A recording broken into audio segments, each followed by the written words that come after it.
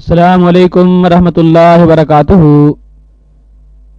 خطاب فرما رہے ہیں مفکر اسلام جناب مولانا محمد درجیس انصاری صاحب انڈیا والے، بمقام رحمانیہ مسجد بہرا پیر کراچی، مورخہ 8 جنوری سن 2008۔ موضوع ہے رد شرک، حصہ 2۔ یاد رکھیے اسلامی کیسٹوں کا مرکز سلفی کیسٹ سینٹر، منظور کالونی، گجر چوک، کراچی۔ 1,86,000 میل کی رفتار سے اڑے، ایک سیکنڈ میں 1,86,000، ایک سیکنڈ میں تو ایک منٹ میں کتنا طے کرے گا، اور ایک منٹ میں جتنی دوری طے کرے گا تو ایک گھنٹے میں وہ راکٹ کتنا جائے گا، اور ایک گھنٹے میں کتنا جائے گا تو ایک گھنٹے کے بعد ایک دن 24 گھنٹے میں کتنا جائے گا، اور ایک ہفتے میں کتنا اڑے گا، اور جب ایک ہفتے میں اس کی دوری کا یہ عالم ہوگا تو ایک مہینے میں کتنا، ایک سال میں کتنا، 1,000 سال میں کتنا، 1,00,000 سال میں کتنا، اور 40 لاکھ سال لگیں گے وہاں تک پہنچنے میں۔ ابھی پہلا آسمان نہیں آیا، ابھی کہکشاؤں کا دور، اور اس سے بھی اوپر، بہت اوپر، بہت اوپر، بہت اوپر پہلا آسمان ملے گا۔ اس کے بعد پھر دوسرا آسمان بھی اتنا ہی بلند، پھر تیسرا آسمان، پھر چوتھا آسمان، پھر 5واں آسمان، پھر 6واں آسمان، 7واں آسمان، 7ویں آسمان کے اوپر اللہ کا عرش، عرش کے اوپر اللہ۔ اتنی بلندیوں کے باوجود ہم محمدیوں کا عقیدہ دیکھ لو، اتنی بلندی پر ہونے کے باوجود عقیدہ ہمارا یہ ہے کہ کالی رات میں، کالے جنگل میں، کالے پہاڑ کے اوپر جب کالے رنگ کی چیونٹی چلتی ہے تو اللہ اتنی بلندیوں سے اس کالے رنگ کی چیونٹی کو بھی کالے جنگل میں، کالے پہاڑ پر رینگتے ہوئے، چلتے ہوئے دیکھ لیتا ہے، اور دیکھتا ہی نہیں بلکہ چیونٹی جب اس پہاڑ کے اوپر رینگتی ہے تو اس کے پیر کے زمین پر رکھنے کی جو آہٹ ہوتی ہے اللہ اس آہٹ کو بھی سن لیتا ہے۔ پھر وہ ہماری دعاؤں کو کیوں نہ سنے، ہماری دعاؤں کو کیوں نہ سنے؟ وہ لوگوں کوئی پکارنے والا تو ہو، رب سے کوئی مانگنے والا تو ہو، اپنی آرزو اور تمنائیں رب تک پہنچانے والا تو ہو۔ اشہد ان لا الہ الا اللہ، اس بات کی گواہی دو کہ اللہ کے علاوہ کوئی معبود نہیں۔ مولوی صاحب ہم بہت گناہگار ہیں، اللہ ڈائریکٹ ہماری نہیں سنتا ہے۔ اب گناہگار اس میں کہاں سے چلا آیا، کہاں سے آ گئی یہ چیز؟ قرآن تو کہتا ہے قُلْ يَا عِبَادِيَ الَّذِينَ اسْرَفُوا عَلَىٰ أَنفُسِهِمْ لَا تَقْنَطُوا مِن رَحْمَتِ اللَّهِ، میری رحمت سے نا امید نہ ہو جاؤ اگر زمین و آسمان بھر کر بھی گناہ کر لیے ہو تو، لیکن سچے دل سے معافی مانگو۔ اچھا ایک بات بتاؤ، وہ کون تھی؟ بخاری شریف کے اندر ایک واقعہ آیا ہے کہ ایک شخص کو اپنی چچا زاد بہن سے عشق تھا اور وہ اپنی چچا کی زندگی میں نہ مل سکا۔ چچا کا انتقال ہو گیا، لڑکی پر بھوک مری اور فاقہ کا دور آ گیا، لڑکی آئی اور اس نے اس سے وعدہ بھی کر لیا کہ میں آج کی رات تمہارے پاس گزاروں گا۔ جب وہ اس کے قریب ہوئی تو لڑکی نے کہا اتق اللہ، اللہ سے ڈر جا۔ ایک وہ واقعہ بھی آیا جس کو علامہ ناصر الدین البانی نے ضعیف قرار تو دیا ہے، لیکن یہ بیان کر دیا ہے کہ بطور نصیحت کے فضائل کے اندر اس کو لے جا سکتے ہیں۔ اگر اس سے کوئی مسئلہ تو ہمیں نکالنا نہیں، مجھے اتنا بتانا ہے وہ کفل والا واقعہ، اور جب محدثین نے ضعیف کو ضعیف کہہ کر حدیث بیان کر دیے تو کسی کی ضعف بتا کر اس واقعے کو بیان کیا جا سکتا ہے۔ اس کے نامہ اعمال میں کوئی نیکی نہیں تھی سوائے گناہوں کی، کوئی کام ہی نہیں کیا تھا نیک، اور کوئی گناہ ایسا نہیں تھا جو اس نے نہ کیا ہو، اور کوئی نیکی ایسی نہیں تھی جو اس نے کی ہو۔ ایک بار اس کے پاس تھراتی ہوئی ایک عورت آئی، میرے بچے بھوکے تڑپ رہے ہیں، مجھے کچھ دے دے۔ اس نے کہا میں 60 درہم دے دوں گا، شرط یہ کہ آج کی رات تجھے میرے پاس گزارنا پڑے گی۔ بھوکی پیاسی بچوں کی دیکھ ریکھ کرنے کے لیے اس نے کہا ٹھیک ہے، گئی 60 درہم لے کے اپنے بچوں کو کھلایا پلایا، وقت موعود پر جو وعدہ کیا تھا اس پہ پہنچ جاتی ہے، لیکن اب جو پہنچی تو اس کا پسینہ ہے، رونگٹے کھڑے ہیں، کانپ رہی ہے، تھرا رہی ہے، اور کبیل کہتا ہے جب تم یہاں سے درہم و دینار لے کر گئی تو تم اس طرح نہ تھرا رہی تھی، آج آ کر تم کیوں تھرا رہی ہو؟ کیوں کانپ رہی ہو؟ کہنے لگی اتق اللہ یا کفل، اے کفل اللہ سے ڈر جا، اللہ کا خوف کھا۔ آج تک کسی غیر مرد نے میری طرف نظر اٹھا کے بھی نہیں دیکھا، تو میرے ساتھ غلط کام کرنے جا رہا ہے۔ میں نے آج تک کسی غیر مرد کا چہرہ بھی نہیں دیکھا اور تو میرے ساتھ کون سی حرکت کرنے جا رہا ہے؟ نہ جانے اس جملے میں کون سی تاثیر تھی، اقبال مجھے تیری یاد کس وقت آئی، دل سے جو آہ نکلتی ہے وہ اثر رکھتی ہے، پر نہیں طاقت پرواز مگر رکھتی ہے۔ دل سے آہ نکلی تھی، عرش معلیٰ سے ٹکرائی، اللہ نے قبول کی۔ کفل ڈر گیا، کانپ گیا، کہتا عورت جا جا، میں نے معاف کیا، لیکن کم سے کم قیامت کے دن اللہ کے دربار میں جب میری جہنم میں جانے کا فیصلہ ہو جائے تو اتنی گواہی دے دینا، اللہ تیرے نام سے تیرا بندہ کانپ گیا تھا، شاید تیری اتنی سی بات کہنے سے میری نجات ہو جائے، شاید میری نجات ہو جائے۔ کانپنے لگا، تھرانے لگا، عورت چلی گئی، اور اسی رات میں اس نے اللہ رب العالمین سے توبہ کرنا شروع کر دیا، اور اتنی گناہوں کی معافی مانگی، اتنی گناہوں کی معافی مانگی، اتنی گناہوں کی اس نے توبہ اور استغفار کیا کہ اپنے گناہوں کو گویا کہ اپنی آنکھوں کے آنسوؤں سے دھل رہا ہے، پاک کر رہا ہے، حتی ماتا، یہاں تک کہ کفل اسی رات میں مر گیا۔ ان کو کوئی آدمی باہر لے جاؤ، ہاں ٹھیک ہے دورہ پڑتا ہے پتہ نہیں کیا، تو صاحب ان کو باہر لے جائیں۔ اسی رات میں کفل کا انتقال ہو جاتا ہے، کفل کا اسی رات میں انتقال ہو گیا، لیکن کسی کو معلوم نہیں، کسی کو معلوم نہیں کہ کفل گناہگار تھا، توبہ کر لیا۔ صبح ہوتی ہے، لائن لگ جاتی ہے اس کو دیکھنے والوں کی، بھیڑ لگ جاتی ہے اس کو دیکھنے والوں کی، لیکن کوئی بھی آدمی اس کا جنازہ پڑھانے کے لیے تیار نہیں، کوئی بھی آدمی اس کا جنازہ پڑھانے کے لیے تیار نہیں۔ سب آ رہے دیکھ کے نکل جاتے ہیں کہ گناہگار ہے، چلو مر گیا مر جانے دو۔ اچانک قدرتاً اس کے دروازے پر لوگوں نے یہ لکھا ہوا دیکھا، ان اللہ قد غفر للکفل، اللہ تعالیٰ کفل کے تمام گناہوں کو بخش چکا ہے۔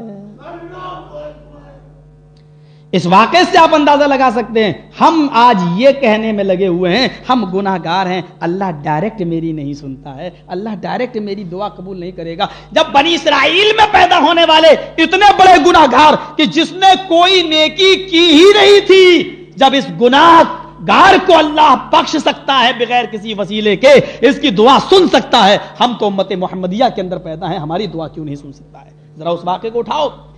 جاءت فاحشہ، فاحشہ کا لفظ ہے، طوائف، فاحشہ کس کو کہتے ہیں بتانے کی ضرورت نہیں، پیسہ دو جسم بیچتی ہے پیسے میں، وہ نکلی راستے میں دیکھتی ہے ایک کتا پیاس کی وجہ سے اپنی زبان باہر نکالے ہوئے ہے، مسلم کے الفاظ ہیں، زبان باہر نکالے ہوئے ہے، پیاس کی وجہ سے وہ کتا تڑپ رہا ہے، مثلا کتے کی زبان پیاس سے باہر نکلی ہوئی ہے، اس نے پیاسے کتے کو دیکھا تو کنویں کے پاس گئی اور اس نے اپنی اوڑھنی سر سے اتاری، کنویں کے پانی میں اس نے اوڑھنی کو ڈبویا اور پانی کو اس اوڑھنی میں جذب کیا اور اس اوڑھنی کو لے کے آئی، اس کتے کے پاس چپل سے اس نے اپنی زمین کو تھوڑا سا کریدا اور کھودا اور اسی جگہ پر اس نے اپنی اوڑھنی کے پانی کو نچوڑ دیا، کتے نے اپنی زبان سے چاٹ چاٹ کر اپنی پیاس بجھائی، وہ بار بار پانی لاتی، بار بار کتے کو کے سامنے نچوڑ دیتی، کتا اس وقت تک پانی کو پیتا رہا جب تک کہ اس کی پیاس نہ بجھ گئی،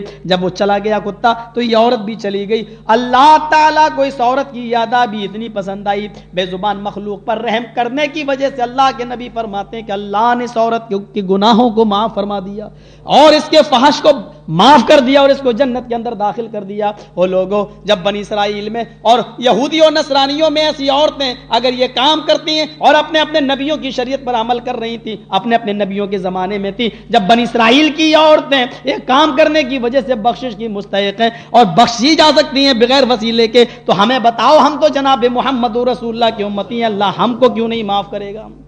مانگو تو صحیح۔ تم کہتے ہو ہم گناہگار ہیں، یہ کون سے نیک لوگ تھے؟ یہ بھی تو گناہگار تھے، ایک نے کبھی زندگی میں نیک کام کیا ہی نہیں، دوسری فاحشہ ہے، بد چلن ہے، اور آپ کہتے ہم گناہگار ہیں اس لیے ان کا سہارا لیتے ہیں۔ ذرا سوچو اس واقعے کو، ایک آدمی کسی عالم کے پاس گیا، مولانا میری بخشش ہو جائے گی؟ کہنے لگا گناہ کیا کیا ہے؟ کہنے لگا 99 قتل کیے. مسلم کے الفاظ ہیں. گناہ کیا کیا؟ کہا 99 لوگوں کے قتل کیے ہیں میں نے. اب مجھے ہوش آیا, میں چاہتا ہوں توبہ کر لوں اللہ سے, کیا میری بخشش ہو جائے گی؟ وہ بیچارہ کم پڑھا لکھا تھا, اچھی پہنچ نہیں تھی اس کی علم پر. کیا 900 چوہے کھا کے بلی چلی حج کو؟ 99 آدمیوں کا قتل کر کے اب چلا ہے تو معافی مانگ رہے ہیں؟ بالکل نہیں, اب تیرا کوئی گناہ معاف نہیں ہوگا, چل. نہیں جانتا تھا. اس نے کہا اچھا جہنمی ہوں؟ کہا بالکل. کہ جب جہنم میں جانا ہی ہے تو 100 کیوں نہ پورے کر لوں. جیسے 99 کر کے جہنم میں جا رہا ہوں, تلوار اٹھائی اور اس نے اس کو بھی قتل کر دیا. 100 پورے, 100%. اس نے سوچا پھر غلط ہو گیا یار, میں تو مغفرت کی امید لے کے نکلا تھا, میں نے اس کو بیکار مارا. جذباتی آدمی کی پہچان یہی ہوتی ہے, پہلے گھر گزرتا ہے بعد میں سوچتا ہے کیا ہے. چلو دوسرے عالم سے پوچھیں. دوسرے سے پوچھا میرا جرم معاف ہو جائے گا؟ کہا کیا جرم کیا؟ کہا 99 قتل کیے تھے. ایک سے پوچھا معاف ہو جائے گا؟ اس نے کہا نہیں, اس کو بھی مار دیا. اب یہ تو ویسے ہی ڈر گیا. کہا اس کو بھی مار دیا؟ کہاں؟ کہا اللہ تو بڑا غفور الرحیم ہے, ایسا ہے کہ تم فلاں بستی میں چلے جاؤ, میں تو اتنا جانکار نہیں ہوں, وہ بستی ہے ایک فلاں فلاں بستی, اس بستی میں چلے جاؤ, بہت بڑے عالم دین ہیں, انشاءاللہ وہاں ضرور تمہارا کوئی راستہ نکلے گا, اور انشاءاللہ وہ مجھے امید ہے کہ وہ تمہارے لیے ضرور کوئی طریقہ بتائیں گے, کس طریقے سے توبہ کرو کیا کرو, اور انشاءاللہ راستہ نکلے گا. ٹھیک. اس نے اسی جگہ سے اس بستی کا رخ کر لیا, اسی بستی کا رخ کر لیا جہاں وہ عالم دین رہتا ہے. چلنے لگا. مسلم کے الفاظ ہیں بالکل بیچوں بیچ میں پہنچا, ملک الموت حاضر ہو گئے, روح نکالنے لگے. گرا زمین پر, روح نکل رہی ہے, تڑپنے لگا, اور تڑپتے تڑپتے ایک بالشت, مسلم میں ہے ایک بالشت اور بخاری کے اندر ہے, تڑپتے تڑپتے عالم کی بستی کی طرف جانے کے لیے مچلتے مچلتے ایک ہاتھ آگے بڑھ گیا. جہاں گرا تھا وہ بالکل بیچوں بیچ تھا, لیکن یہ سوچ رہا تھا کہ میں عالم کی بستی کی طرف جاؤں, تو اس کی تڑپ تھی تو تڑپتے تڑپتے آگے بڑھ رہا تھا. مسلم میں کہ ایک ہاتھ اور بخاری میں ہے کہ مسلم میں ایک بالشت اور بخاری میں ایک ہاتھ, یہ ایک ہاتھ آگے بڑھ گیا اور اس کی روح قبض عنصری سے پرواز کر گئی. عذاب کے فرشتے کہتے ملک الموت سے اس کی روح کو میرے حوالے کرو. رحمت کے فرشتے کہتے ہیں نانا میرے حوالے کرو. عذاب کے فرشتے کہتے ہیں کہ آدمی گناہگار تھا, بھی بغیر توبہ کے مر گیا, توبہ کی تو نہیں تھی, بغیر توبہ کے مر گیا, اس لیے مجھے دو کیونکہ اب یہ گناہگار ہے. اور رحمت کے فرشتے کہتے ہیں جب اس نے ارادہ ہی کر لیا تھا مغفرت کا, رحمت کا, اللہ کی رحمت کا, اور یہ جا رہا تھا, اس لیے نیک روح ہے, اس کو مجھے دو. عذاب کے اور رحمت کے فرشتے دونوں میں تنازع ہونے لگا. اللہ تعالیٰ کی طرف سے یہ فیصلہ ہوتا ہے زمین کو ناپ لو, اگر یہ آدمی اپنی بستی کے قریب ہے تو عذاب کے فرشتوں کے حوالے کر دو, اور یہ آدمی اگر اس عالم کی بستی کے قریب پہنچ گیا ہے تو یہ رحمت کے فرشتوں کے حوالے کر دو اس کی روح. جب زمین ناپی گئی تو بالکل بیچوں بیچ میں پڑا ہے, لیکن عالم کی بستی کی طرف مرتے ہوئے, روح نکلتے ہوئے یہ کشش اس کو کھینچ رہی تھی, اس لیے ایک ہاتھ یا ایک بالشت آگے بڑھ چکا تھا, یہ عالم کی بستی کے قریب ہو گیا, لہذا ملک الموت نے اس کی روح کو رحمت کے فرشتوں کے حوالے کر دیا. اور لوگوں جب 99 اور 100 آدمیوں کا قاتل بغیر کسی وسیلے کے اور بغیر کسی نبی اور پیغمبر کی قبر پہ جائے ہوئے, جب اس کو اللہ بخش سکتا ہے اور رحم و کرم اس کے اوپر کر سکتا ہے, تو کیا وہ ہماری دعاؤں کو نہیں سن سکتا؟ کیا وہ ہمارے گناہوں کو معاف نہیں کر سکتا؟ شرط یہ ہے کہ اپنے گناہوں پر نادم ہو کر آئندہ ان گناہوں کو نہ کرنے کی قسم کھائیں کہ ہم آئندہ یہ گناہ نہیں کریں گے. یہ ہونا چاہیے. قرآن چیخ چیخ کر اعلان کر رہا ہے ان الذین تدعون من دون اللہ لن يخلقوا ذبابا ولو اجتمعوا له وان يسلبهم الذباب شيئا لا يستنقذوه منه. اے لوگو تم اللہ کو چھوڑ کر جن کو پکار رہے ہو, جن سے مدد طلب کر رہے ہو, لن يخلقوا ذبابا, وہ سب مل کر ایک مکھی بھی پیدا کرنے کی طاقت نہیں رکھتے. وَلَوِ اجْتَمَعُوا لَهُ پر غور کرو، اگرچہ ساری دنیا کے لوگ مل جائیں تو ایک مکھی ذبابن نکرا ایک مکھی نہیں بنا سکتے ہیں، ایک مکھی نہیں بنا سکتے ہیں. اور مکھی پیدا کرنا تو بہت دور کی بات. وَإِن يَسْلُبْهُمُ الذُّبَابُ شَيْئًا لَا يَسْتَنقِذُوهُ مِنْهُ، اور اگر مکھی ان سے کوئی چیز چھین لے جائے، مکھی اگر ان سے کوئی چیز چھین لے جائے تو یہ مکھی کو پکڑ کر چھینی ہوئی چیز واپس لینے کی بھی طاقت نہیں رکھتے. ضعف الطالب والمطلوب، پکارنے والا بھی کمزور ہو، جس کو پکار رہا ہے وہ بھی کمزور. میں نے الہدا مسجد میں غالباً ایک واقعہ سنایا تھا، بڑا دلچسپ ہے، وہ دل میں آتا ہے کہ سنا دوں. کہ اللہ رب العالمین جب بخشش پہ آتا ہے تو کس طریقے سے وہ بخشش کرتا ہے اور کس طریقے سے وہ رحم و کرم اپنے بندوں پر کرتا ہے. وقت زیادہ ہو جائے گا، چلیے اسی کو یہاں رہنے. ان الذین تدعون من دون اللہ لن یخلقوا ذبابا ولو اجتمعوا له وان یسلبهم الذباب شیئا لا یستنقذوه منه پر قرآن کہتا ہے انک لا تسمع الموتى، تم مردوں کو اپنی آواز نہیں سنا سکتے ہو. اے رسول، انک کاف کہاں آتا ہے؟ نبی کو مخاطب کرنے کے لیے کہا ہے انک لا تسمع الموتى، اے نبی تم مردوں کو نہیں سنا سکتے ہو. ایک جگہ اللہ نے فرمایا وما انت بمسمع من فی القبور، اے رسول تم ان کو نہیں سنا سکتے ہو جو قبروں میں دفن ہیں. ایک آدمی ٹرین میں مجھ سے ہی کہنے لگا مولوی صاحب مردے سنتے ہیں یا نہیں؟ میں نے اپنی اٹیچی سے ترجمان نکالا، ہمارے مرکزی جمعیت اہل حدیث سے جو پرچہ نکلتا میں اس کو پڑھنے لگا. وہ کہہ رہا ہے کہ بیٹا وہ مولانا تو نہیں سمجھ رہا تھا، مجھے ٹوپی نہیں تھی، شیروانی نہیں، میں سفر میں ٹوپی ووپی نہیں لگاتا ہوں، رکھ لیتا ہوں اٹیچی میں. ہمارے انڈیا کے حالات بہت ایسے، جہاں دیکھو جہاں دیکھا داڑھی والا اٹیچی دکھاؤ کیا ہے، بڑے جھمیلے ہیں ہمارے یہاں، وہ میں سمجھتا ہوں، اور خاص طور سے اہل حدیث علماء پر. تو کہنے لگا کہ بیٹا یہ اس نے دیکھ لیا تھا، میں نے اوپر جو اپنی برتھ میں نماز پڑھ لی تھی اوپر سینے پر، تو وہ سمجھ گیا. کہنے لگا بیٹا یہ بتاؤ کہ تم مردے سنتے ہیں کہ نہیں؟ میں نے کہا میں خاموش ہو گیا، میں پڑھنے لگا. ارے میں پوچھ رہا ہوں کہ سنتے ہیں کہ نہیں سنتے ہیں؟ پڑھنے دو یار، کیا تم دماغ خراب کر رہے ہو میرا. میں پڑھنے لگا، پھر پڑھتا. ارے بھائی تم، اس نے ایسے پکا، ارے بتاؤ تو صحیح مردے سنتے ہیں یا نہیں سنتے ہیں؟ میں تم جاننا چاہتا ہوں، اندازہ لگاؤں گا کون ہو تم، مردے سنتے ہیں کہ نہیں سنتے؟ میں نے کہا میرا دماغ کیوں خراب کر رہا ہے یار، تو جا قبرستان میں بات کر کے دیکھ لے، پتہ چل جائے گا سنتے ہیں کہ نہیں سنتے. مجھ سے میرا دماغ کیوں چاٹ رہا ہے تو خود ہی جا اور بات کر کے دیکھ لے، پتہ چل جائے گا سنتے ہیں کہ نہیں سنتے. ارے پاگل ہے، وہاں کیوں جاؤں؟ میں نے کہا تو مجھ سے کیوں پوچھ رہا ہے سنتے ہیں کہ نہیں سنتے ہیں؟ کہا ارے وہ کیا بولیں گے اگر ان کو سلام کروں تو؟ میں نے کہا بھائی اگر سنتے ہوں گے تو بولتے بھی ہوں گے. کہا نہیں بولتے نہیں ہے وہ. میں نے کہا کیوں؟ مرنے کے بعد صرف کان کی طاقت باقی رہتی ہے، زبان کی طاقت ختم ہو جاتی ہے کیا؟ پھر کیا صفت رہ گئی؟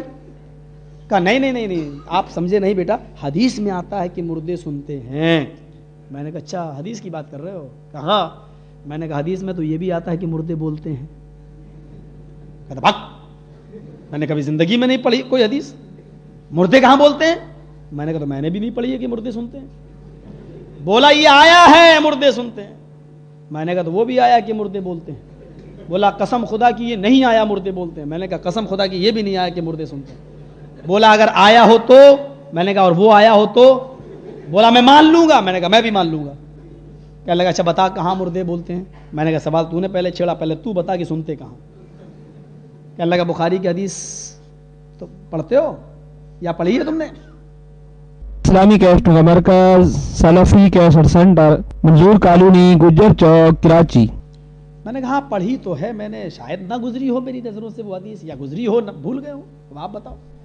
کہنے لگا حدیث میں آتا ہے جب کوئی مردہ مرتا ہے نا، جب کوئی میت کو لے کے جاتے ہیں قبرستان کی طرف اور جب اس کو دفن کر دیتے ہیں، مٹی میں ڈال دیتے ہیں، اور جب مٹی دے کر واپس آتے ہیں تو جو لوگ مٹی دے کر واپس آتے ہیں تو حتی سمیا قران علیہم، مردہ ان کے جوتوں کی آواز بھی سنتا ہے.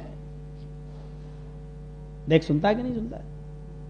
میں نے کہا یار تم تو ڈائریکٹ دفن پہ آ گئے ہو، حدیث تو بڑی لمبی ہے، پوری پڑھو نا. میں نے کہا پوری حدیث ایسے ہے کہ جب میت کو ہم قبرستان کی طرف لے کے چلتے ہیں، اس کا جنازہ بھی ہم پورا پڑھ لیتے ہیں، اور نماز پڑھانے کے بعد جب ہم اس کو قبرستان کی طرف اٹھا کے چلتے ہیں اور اپنے اوپر کاندھا دیتے ہیں، آدمی بدلتے رہتے ہیں، کاندھا دیتے ہیں. دیکھیے دفن بعد میں ہو رہا ہے، جب کاندھا دیتے ہوئے چلتے ہیں تو نیک میت ہوتی ہے تو کہتی ہے مجھے جلدی لے چلو میری منزل کی طرف. اور بری میت ہوتی ہے منافق و کافر میت ہوتی ہے تو کہتی ہے ہائے میری تباہی، ہائے میری بربادی، مجھے کہاں لے کے جا رہے ہو. دیکھو یار بولتے ہیں کہ نہیں بولتے. اب وہ ایسے کہتا ہاں یار مردے تو بولتے نہیں. ہم نے کہا وہی ایک حدیث ہے، وہی ایک حدیث تیری والی حدیث ہے، ایک ٹکڑا تو مان رہا ہے دوسرا نہیں. ہم نے کہا اب جب جاؤ قبر پہ تو کہنا بابا سچ بتاؤ یہ بیٹا کب ہوگا، کتنے دن بعد ہوگا، ٹائم فکس کرو، اللہ کے پاس تم کون سے دن پہنچو گے. اگر جواب مل جائے تو ٹھیک. کہتا یار وہ کیسے بولتے ہیں یہ ہماری سمجھ سے باہر کی بات ہے. ہم نے کہا تو وہ کیسے سنتے ہیں یہ میری سمجھ سے باہر کی بات ہے.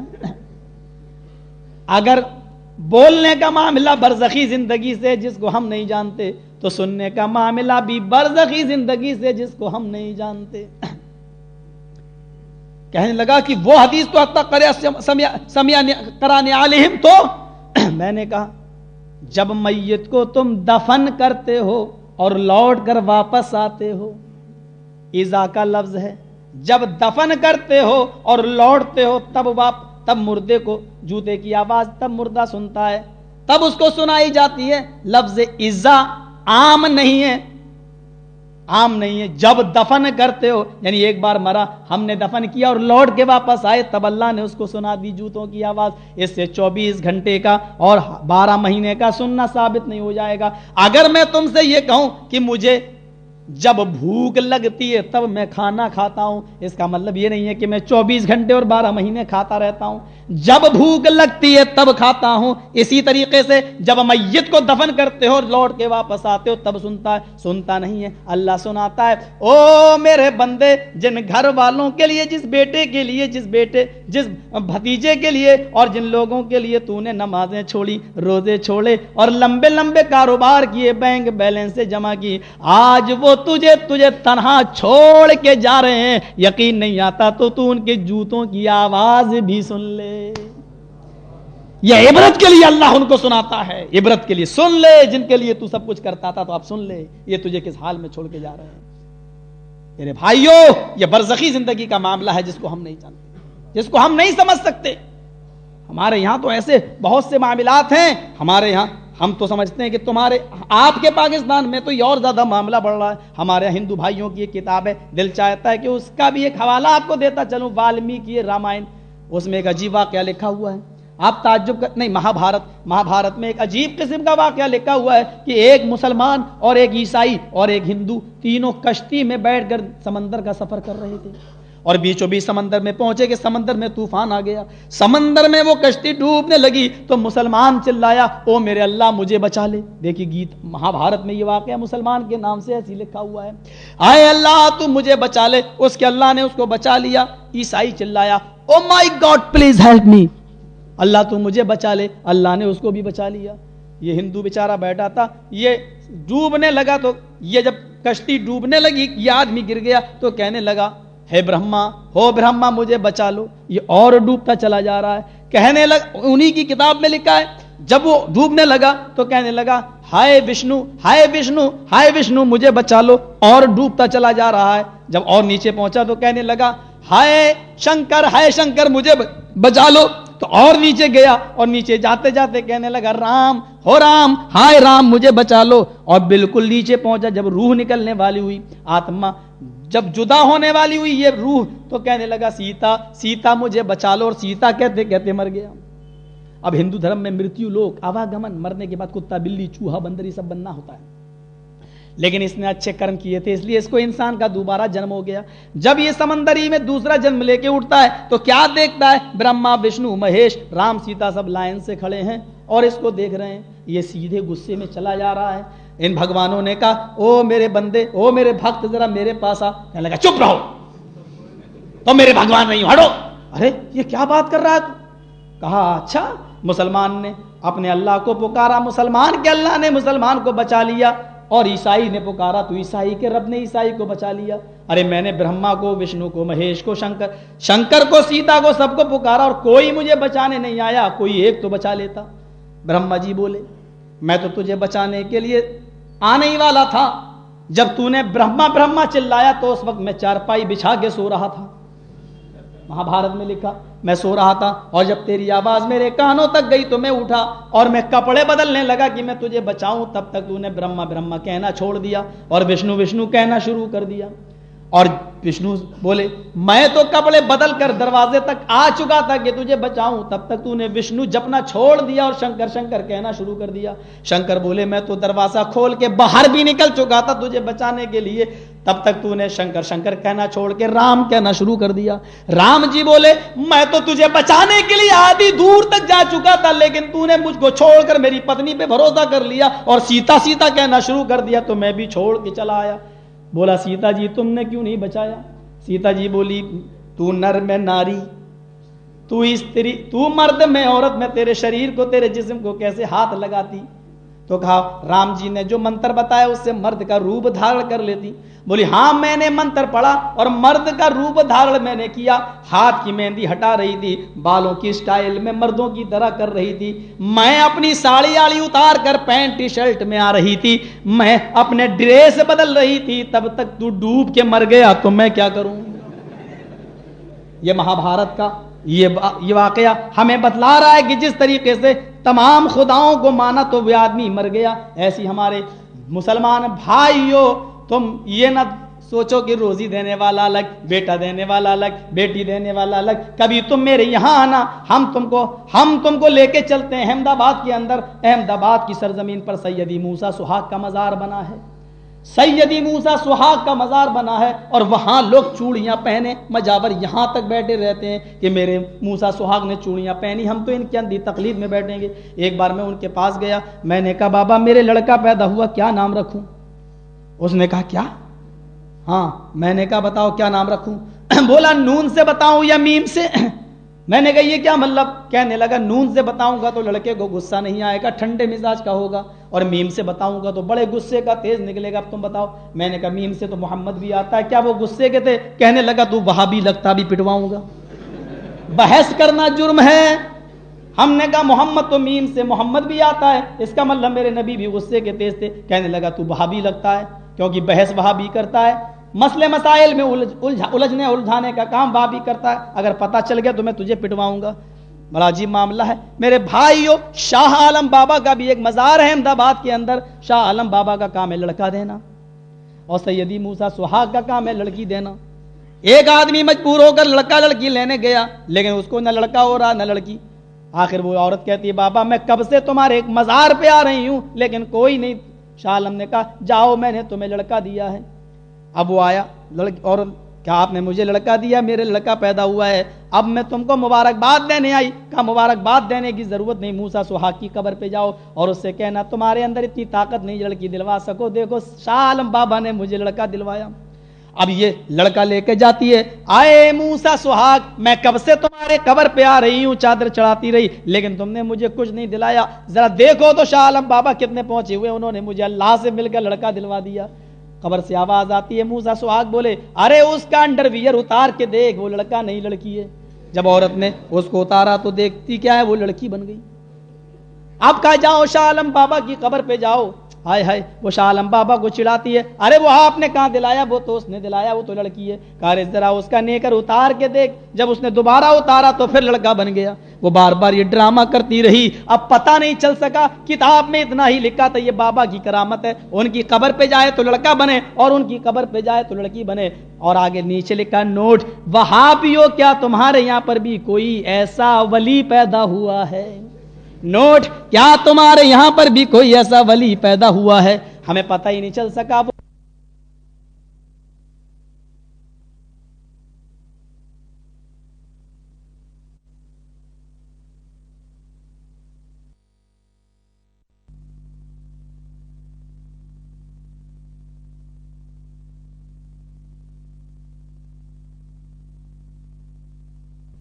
पहुंच नहीं पाया। अल्लाह बेहतर जाने की क्या मामला होगा, अब अल्लाह ही बेहतर जाने। यहां से आप अंदाजा लगा सकते हैं कि कौन कौन सी खुराफातें भर दी गई हैं और कैसी कैसी खुराफातें भर दी गई हैं। एक बाबा साहब एक दिन में 2000 रकातें पढ़ते हैं।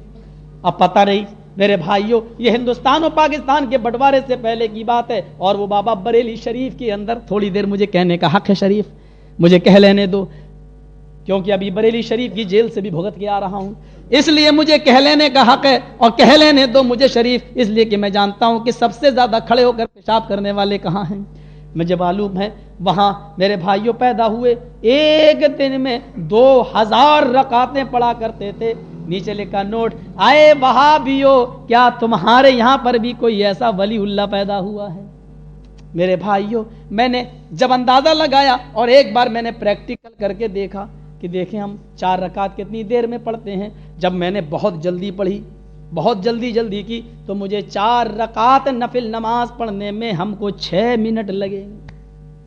फिर मैंने सोचा कि चलो वो बाबा कितनी जल्दी नमाज पढ़ता होगा, फिर भी 1 मिनट की कम से कम 1 रकात तो होगी, 4 मिनट में 4 ना 6 मान लो, चलो 1 मिनट की 1 रकात, हमने तो 6 मिनट में 4 रकातें पढ़ी हैं, हम 1 मिनट की 1 रकात मानते हैं। चलो थोड़ी सी मशवरे की रियायत करके फिर हमने 1 मिनट से 1 रकात जोड़ी, तो 24 घंटे में मैं इस नतीजे पे पहुंचा कि 1440 रकातें हो रही हैं। 1 मिनट में 1 रकात, तो 24 घंटे में 1440, वो भी कब? जब बाबा खाना न खाते हो, लेटरीन में न जाते हो तब, और वो भी बाबा जब सोते ना हो 1 घंटा, अगर 1 घंटा सोने गए तो 60 रकातें कम कर लो, अगर खाने में 5 मिनट लगे तो 5 रकातें कम कर लो, अगर नहाने धोने में 15 मिनट लगे तो 15 रकातें कम कर लो। मैंने कहा अल्लाह ही बेहतर जाने, ये बाबा नमाजें पढ़ता था या बाबा रामदेव की एक्सरसाइज करता था, या अल्लाह ही बेहतर जाने राजधानी एक्सप्रेस चल रही थी, ये नमाजें थी या चूचू का मुरब्बा, ये नमाजें थी या कुछ और, ये कौवे की चोंचें थी। इकबाल मुझे तेरी याद किस वक्त आई, वो एक सजदा जिससे रूह जमी कांप जाती थी, उसी को तरसते हैं आज मिंबरो मेहराब। मेरे भाइयों, हमें उन सजदों की जरूरत नहीं है जो हर गज़ व नागज़ के सामने झुक जाए। ये वो सजदा होना चाहिए जो जनाब मोहम्मद रसूलुल्लाह का हुआ था जंग बदर के मौके पर। हजरत अबू बकर कहते हैं मैंने पीछे से हाथ मारा, नबी अकरम को सजदे में देखा, जब सजदे से सर उठाया तो इतने आंसू नबी अकरम की जिंदगी में, इतने आंसू गिरे थे कि मैंने अपनी पूरी जिंदगी में इतना रोते हुए मैंने कभी नहीं देखा जितना मैंने बदर के मैदान में देखा, जितना मैंने देखा। और अल्लाह के नबी सजदे में गिरकर भी पुकार रहे हैं तो रब को, अल्लाहुम्मा ला तुहलिक हाज़िल अज़ाबा इन तहलिक हाज़िल अज़ाबा लन तौबद बादा। आय अल्लाह, आज ये मुट्ठी भर जमात अगर बर्बाद हो गई, आज ये 313 मुसलमान अगर मिट गए, आज अगर ये 313 मुसलमान इस रुए जमीन से खत्म हो गए, लन तौबद बादल यौम, तो आज के बाद कभी इस रुए जमीन पर तेरी इबादत न हो सकेगी। आप कह सकते हो, आप कह सकते हो नबी ने क्या कहा था, अल्लाह ये तेरे पक्के सच्चे मुसलमान हैं, ये तेरे पक्के सच्चे मोमिन हैं। अगर आज ये तुझ पर तेरे नबी पर ईमान लाने वाली कौम, अगर आज ये मिट गई, ये 313 मुसलमान सफे हस्ती से मिट गए, तो इस रुए जमीन पर कभी कोई अल्लाह कहने वाला नहीं होगा। क्या तुम इस पाकिस्तान की सरजमीन पर कह सकते हो अल्लाह हम ही 15 करोड़ की तादाद में पक्के सच्चे मुसलमान हैं, अगर पाकिस्तान के ये मुसलमान मर गए तो कभी कोई अल्लाह का नाम लेने वाला इस सरजमीन पर नहीं होगा। है हमारे पास वो जबान है, क्या हम कह सकते हैं? फिर कहते हैं कि साहब हम नमाजें पढ़ रहे हैं, अल्लाह हमारी मदद नहीं कर रहा है। जो मैं सरब सजदा हुआ जमी पर तो आसमां से आने लगी ये निदा, तेरा दिल तो है सनम आशना, तुझे क्या मिलेगा नमाज में। हमने कहा इय्याका नअबुदु व इय्याका नस्तईन, और थोड़ी देर के बाद हमने कहा बाबा तेरे दर पे आया हूं तो झोला झोली भर के जाऊंगा। तसव्वुर कीजिए, अभी मस्जिद से अहद व पैमान करके निकला, अल्लाह तेरी ही इबादत करता रहूंगा और तुझसे ही मदद तलब करता रहूंगा। अभी तूने अहद व पैमान किया और थोड़ी देर के बाद तूने अपने उस अहद व पैमान को तूने तोड़ दिया। जानते हो ईद और बकरीद के दिन जो तुम तकबीरें पढ़ते हो, अल्लाहु अकबर, पहली रकात में 7 और दूसरी में 5, ये 12 तकबीरें क्यों होती हैं? साल के 12 महीने होते हैं और आप हर एक महीने में अल्लाह से ये इकरार और अहद व पैमान कर रहे हो, अल्लाह मैं तेरी बड़ाई का बयान करता रहूंगा, मैं पूरे साल तेरी इबादत में लगा रहूंगा, फिर पूरे साल में तेरी इबादत में लगा रहूंगा। ये इकरार तुम करते हो। हाफिज इब्न क़य्यिम ने 12 तकबीरों के बारे में यही नोट लिखा है कि ये उसकी ये मसलियत है। मेरे प्यारे साथियों, 12 महीने इकरार करने के बाद फिर सोचो ईद की नमाज पढ़ते हैं, उस इकरार और अहद व पैमान को हम बिल्कुल भूल जाते हैं। तौहीद पर और भी बातें हैं, 2 घंटे मुझे हो चुके हैं, ज्यादा सवाल तो नहीं है। अच्छा, पहला सवाल ये है कि कलमा तैयबा ला इलाहा इल्लल्लाह मुहम्मदुर रसूलुल्लाह इन अल्फाज से हदीस में मौजूद है कि नहीं। تو میں نے پڑھا بھی تو نہیں ہے ان الفاظ سے. میں نے تو حدیث پڑھی ہے کہ اشہد ان لا الہ الا اللہ وان محمدن عبدہ ورسولہ. دیکھیے کلمہ یہی ہے, کلمہ اس انداز میں کہیں نہیں ہے لا الہ الا اللہ محمد الرسول اللہ. حقیقت یہ ہے کہ کلمہ یہ ہے ہی نہیں, اور جب اسلام کسی کو لانا ہو, قبول کرتا ہے, تو وہ یہی کلمہ پڑھتا ہے اشہد ان لا الہ الا اللہ واشہد ان محمدن عبدہ ورسولہ. بعض لوگ کہتے ہیں کہ یہ کلمہ نہیں بلکہ دو الگ کلمے ہیں. بے تفصیل وضاحت فرمائے. دیکھیے لا الہ الا اللہ اور محمد رسول اللہ, ان دونوں جملوں سے مل کر یہ کہہ دو پیمان ہو رہا ہے اشہد ان لا الہ الا اللہ واشہد ان محمدن عبدہ ورسولہ. اس کا صحیح ترجمہ علامہ ابن قیم نے کیا ہے, عبادت کس کی؟ اللہ کی.